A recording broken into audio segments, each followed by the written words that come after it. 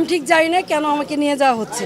যেহেতু আমার এখানে প্রশাসন এসেছে এবং ওনারা বলেছে যে আমার বিরুদ্ধে ওয়ারেন্ট ইস্যু করা হয়েছে, যদিও তারা আমাকে ওয়ারেন্ট ইস্যু করে দেখাতে পারে নাই, কিন্তু আমি আইনের প্রতি শ্রদ্ধাশীল হয়ে আমি তাদের সাথে যাচ্ছি। আমি আমি দুঃখ প্রকাশ করছি যে তারা রাত্রেবেলা এসেছে, আমি রাত্রেবেলা বেরোতে চাই নাই, তারা সারা রাত আমার এখানে ছিল প্রশাসনের লোকজন, এই জন্য আমি দুঃখ প্রকাশ করছি যে আমি ওনাদের কষ্ট দিয়েছি।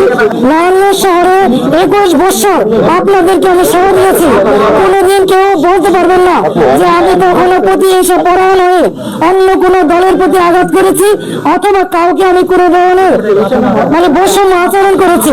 দলমতের ঊর্ধ্বে উঠে নিজের দলের ভিতরে থেকে তারপরে মানুষের কল্যাণে কাজ করার চেষ্টা করেছি।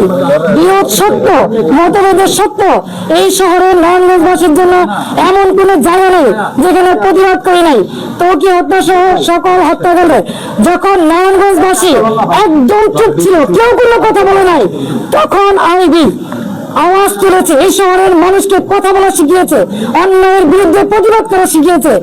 আজকে সেই আইবিকে কিসের জুলুমে, কিসের কারণে, কি কারণে গ্রেপ্তার করা হচ্ছে আমি ঠিক জানি না, কিন্তু যেহেতু আমাকে গ্রেপ্তার করা হচ্ছে আমি নারায়ণগঞ্জবাসীর কাছে একটাই অনুরোধ করবো, আপনারা যেভাবে আমার পাশে ছিলেন, আমার পরিবারের পাশে ছিলেন, আমার পাশে থাকবেন। আপনারা সকলেই জানেন 1 মাস হয়নি আমার ছোট ভাই, অত্যন্ত আদরের ছোট ভাই মোহাম্মদ আলী রেজা মিটনকে আমরা হারিয়েছি।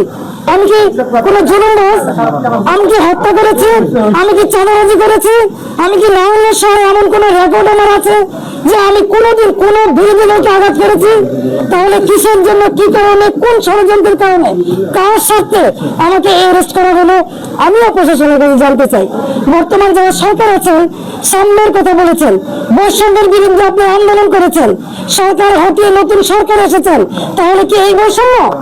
তাহলে অনেস্ট রাজনীতি সততার কিশোর মূল্যায়ন? আমি তো বলে চেয়েছিলাম, আমি তো পালাইনি, তাহলে এভাবে আমাকে রেসপেক্ট হতো না। সেই জবাব জনগণের কাছে চাই, জনগণের দিলে।